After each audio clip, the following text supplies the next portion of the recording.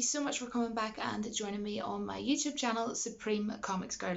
So, as I'm a big Star Wars fan and as I am a big fan of this series, The Mandalorian, which is being shown, of course, on Disney Plus, the main reason I got my Disney Plus account, I have reviewed the first 2 episodes, and this will be my review, spoiler review by the way, jam-packed with them, of the 3rd episode. So we're just going to get straight into it. I absolutely loved this episode, but I have to say, I don't think it was as good as the first and the 2nd episode, but I would give this episode like a 9 or a 9.5 out of 10 because it was still spectacular. Really, really enjoyed it. Opened up on a beautiful, beautiful scenery, of course, and they're, of course, in the Razor Crest. You've got Frog Lady, you've got Mando, you've got the child, and they land on planet Trask. So they have a very sort of obviously bumpy landing, and when they land on Trask, they end up, the Razor Crest then falls into the ocean, for goodness sake. So a bit of a rough ride sort of thing, and it was super cute though. Little baby Yoda, before they landed, was a wee bit sleepy, and he was sort of like, oh. It was absolutely adorable, guys. Then Mando goes and speaks to a bartender, and he's sort of asking him, and he's explaining to him about how to find more of, you know, his clan, his kind, like him basically. And the bartender is the same species of Admiral Akbar as was the mechanic as well. But then basically the Quarrens, or if you want to call them by nickname like Squid Heads or whatever you want to call them, the Quarrens, they, when they're upon shore, they even said to Mando beforehand, oh, it's going to cost you or something like that there or something, or it's going to cost. And it did, because what ended up happening was when they were upon shore, the three, and I would have to freaking well know, guys, I was not happy with this. They got little baby Yoda and they just threw him into the, you know, the water. You've seen the episode, so you obviously know what I'm talking about because this is a spoiler review, so I'm speaking as though I know you've already seen the episode. If not, go and watch the episode. What are you doing here would be the question. Threw him into the water to this big sea friggin' creature monster, right? Then I was really, really sad. Heart was skipping. Really was on the edge of my seat, like I have to say. And then Mando, they tried drowning him, and they wanted to do that because obviously they were wanting their his armor. They even said that something like it's ours now or something, or said something, but we all knew that's what they were wanting. They were wanting the best armor, and we know it's like insanely expensive.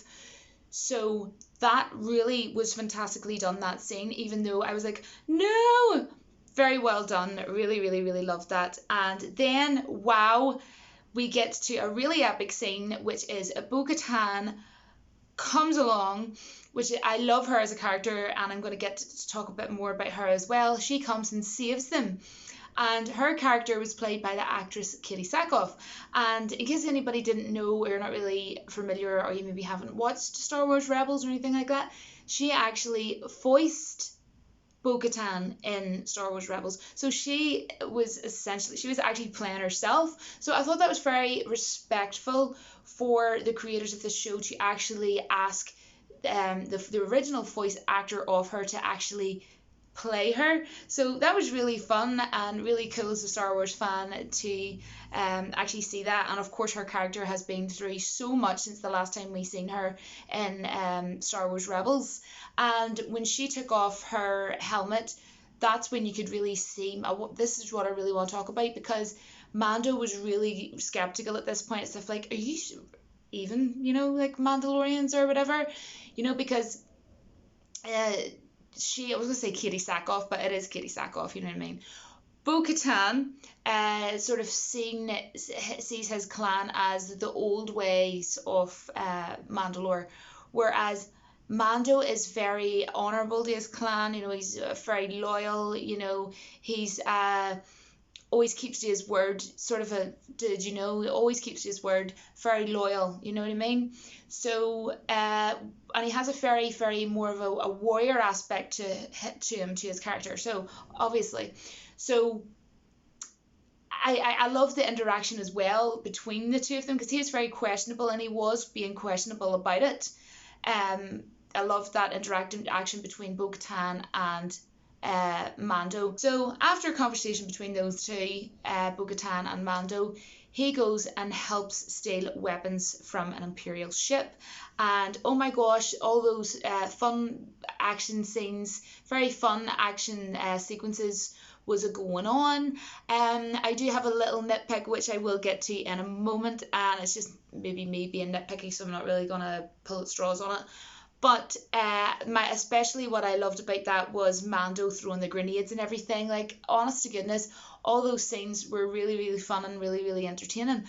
But as a small letdown in the Imperial ship for me was parts of the music. Now, I'm not saying it was like dance club music or dance music, but I just didn't find that it fitted the scene that I was watching. It kind of felt out of place. But I'm not complaining really, because it didn't take away from my enjoyment. So please don't be saying in the comments you're complaining about something so silly or whatever, because I'm not really even like trying to say. That's not really what I'm trying to say. So the Mandalorians take the ship, the Imperial ship, basically. Last time that we seen Bo-Katan, very important, I want to mention this, guys. She had the dark saber, and that's of course, you know, been had by several different people. Have had this dark saber, and that's what she wants. That is her aim. That's what she's wanting to do. So that's going to be a very cool storyline to see within her character, because basically it's very important to her, because whoever wields it is the leader basically, and it's that important that it is actually became the symbol of Mandalore. So I really am so excited. At the end, you know, Mando was asking about how, you know, she was telling him about a Jedi that he could find, and we all know as Star Wars fans, obviously we knew the name of the person that she was going to say. We were just sitting waiting on it. Go on, go, say Ahsoka Tano.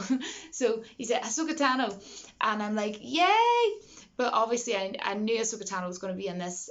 We knew Rosario Dawson was going to be played by her back many months ago, which I'm excited about because she's a great actress. She actually plays in Daredevil, the Marvel series Daredevil, which is a fantastic series, and she's a really great actress in it.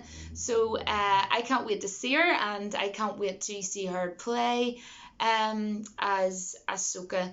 And I think it's fantastic that this series is given, like, it's emerging so much together, gelling together, if that makes any sense, for Star Wars fans that like, say, as like I was saying earlier, like the Clone Wars, that like Star Wars Rebels. I mean, even, you know, the first episode, like we went Knights of the Old Republic, you know, things, you know, this is the thing, when you have a show like this, when you have people who really do care about not only the show, but obviously the fans of Star Wars basically. And I also wanted to say again, the concept art at the end of this episode, like I said in my episode 2 review, the concept art is really beautiful, and hats off to whoever, I must look that up. I don't actually know who actually does the concept art at the end, but whoever that is, like, really, really good job. I think it's really fun. It was actually one that came up at the end of Mando, and obviously it's a picture, you know, it's a concept art, but I think it was like water that had part of the water moving within the photo of the concept art. So I don't know, I just really appreciate you know, things like that, and I am so excited because it's definitely going to bode well for fans of the 2 series, Star Wars Rebels and the Clone Wars. And oh my goodness, like Ahsoka Tano and Bo-Katan, this is going to be amazing. I am really looking forward now to episode 4, so please do not be giving me any spoilers for episode 4 or episode 5, guys, or whatever, because I'm not going to be too happy with you, to be perfectly honest. I will be freaking really annoyed. So please don't do that down in the comments. But yes, that's everything that I want to say about this episode. I mean, I was even talking, like, the other day, saying to my friend that the visuals in season 1 were really good. They were fantastic, absolutely brilliant. But in this season, it's just went, like, there's a massive difference, you know, like this season 1, season 2, you know, in terms of the visuals, even though they were amazing in season 1, I think they have just, oh my gosh, I don't even know, like, this season has blew me away so much, and I am so happy, honestly, with what has been happening so far. And at the end, when she said Ahsoka Tano, I was like, ah! Anyway, right, Ahsoka Tano's my favourite in Star Wars: The Clone Wars. Did I say that? I might have already said that. I don't know. Who knows? Anyways, my memory's all over the place. My mind's all over the place. I don't even know. I'm going to go and get myself a cup of coffee. But what I want to know down in the comment section was, did you like this episode? Then let me know. If you weren't too fussed on it, let me know. Does anybody agree with me about some of the music though? When they were on the Imperial ship, wasn't for me. Wasn't my cup of tea. But at the end of the day, you know what? That it's like anything, you know, I could watch a movie and it could be a brilliant movie and there could be music in it that I hate or doesn't suit the movie, but then someone else might really think it does. Do you know what I mean? So, you know, you can't win with everyone. But all I'm saying is I didn't let it ruin the scene, because the whole entire scene of the Imperial ship was fantastic. And, you know, even down to the likes of when the Razor Crest landed and then went into the water and was coming back out again. Oh, just how the ocean looked and how the water fell and everything. Just beautiful, beautiful, high definition, stunning looking visuals. Really, really eye catching.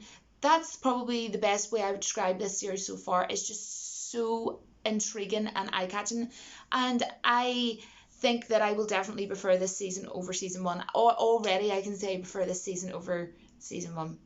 And yeah, the music was good in places, but in just that, yeah, it wasn't my cup of tea, guys. But anyways, talking of tea, even though coffee's not tea, I'm going to go and have a cup of coffee.